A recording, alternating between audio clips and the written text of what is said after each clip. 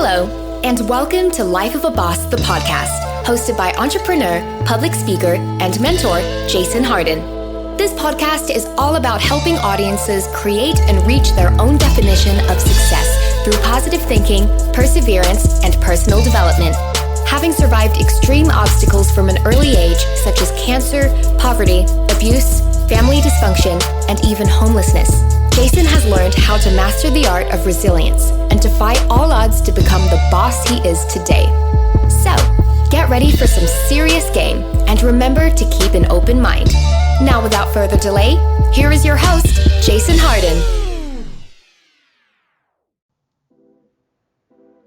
Hello and welcome back to another episode of Life of a Boss, the podcast. I am Jason Hardin and I am excited to be back to give you some more valuable game to help you reach your definition of success. See how that works?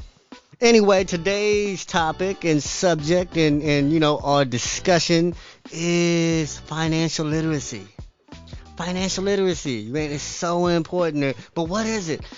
Now, financial literacy, by definition, is the ability to understand and effectively use various financial skills, including personal financial management, budgeting, and investing. Now, let me read that one more time better. Now, financial literacy is the ability to understand and effectively use various financial skills, including personal financial management, budgeting, and investing. That's what financial literacy is. And now that you know what it is, where do you start? Because some of us are very financial literate, and some of us are very financial illiterate. How can we all become more financially literate? And the first place to start is with yourself.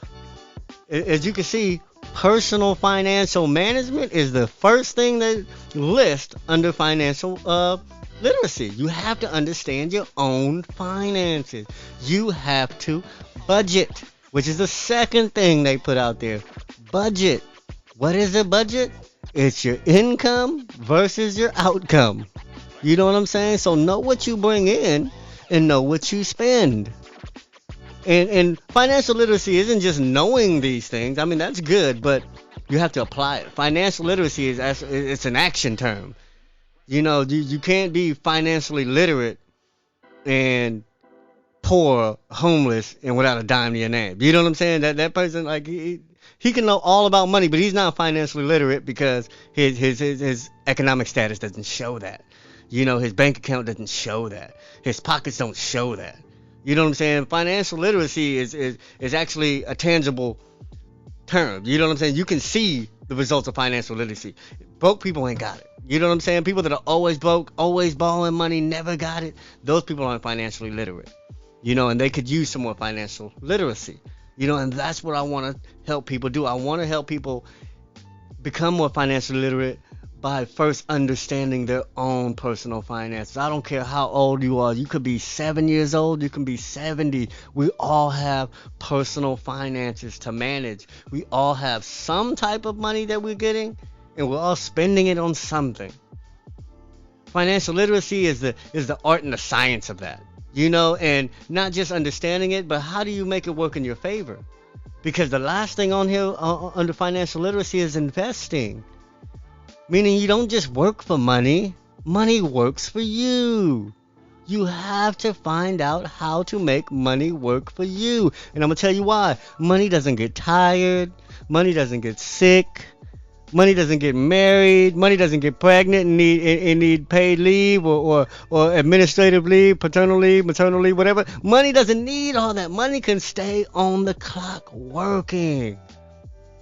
I keep money working around the clock in various different things, from the stock market to products to investment in other people's businesses and ventures. Man, we keep money working for us because we do not have enough life in us to work for money forever and to do all the other things we love to do. That's why I make money work for me. I don't have the time. I don't want to work. I don't want to be a slave for money.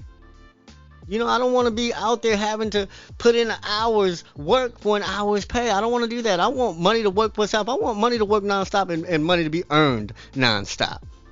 That's the whole goal. That should be your thinking. That's financial literacy. Thinking any other way is being financially illiterate.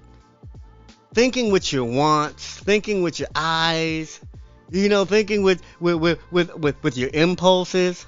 That's not being financially literate. Now, what other importance comes with financial literacy besides having, a healthy budget and great personal finances? Big moves. You can only make big moves if you're financially literate. Just ask all the people who couldn't get some of their moves done because they didn't understand. They didn't have the credit, or they didn't have the cosigner, they didn't have the deposit, they didn't have the down payment. There's so many reasons not to be able to make a big move if you're not financially literate. But if you're financially literate, you're going to get the credit necessary. You're going to get the down payment, the deposits required. You're going to get the income needed to make these big moves.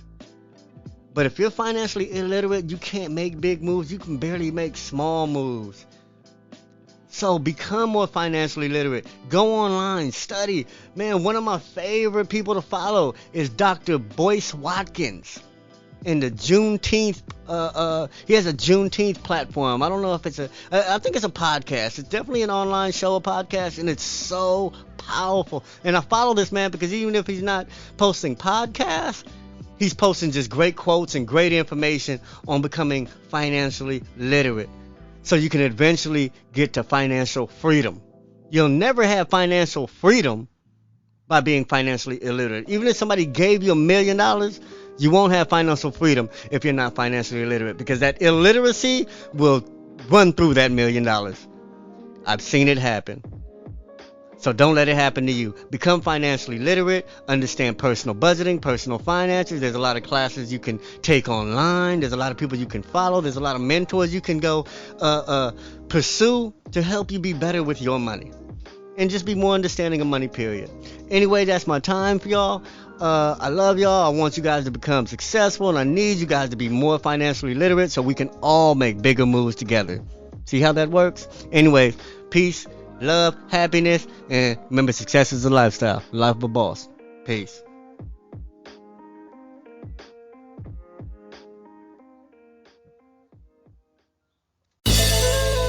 Did anything stand out to you in today's show? If so, let us know. Your questions, comments, and concerns are important to Jason, as he is determined to always deliver to you only the most impactful information and content. Until next time, please subscribe, like, comment, share, and leave a review whenever possible. You may visit lifeofaboss.net for more episodes and great resources to help you become the absolute boss that you were meant to be. You can also follow Jason on Facebook, Instagram, and Twitter at Hardin. Thank you. And to never forget that success is a lifestyle.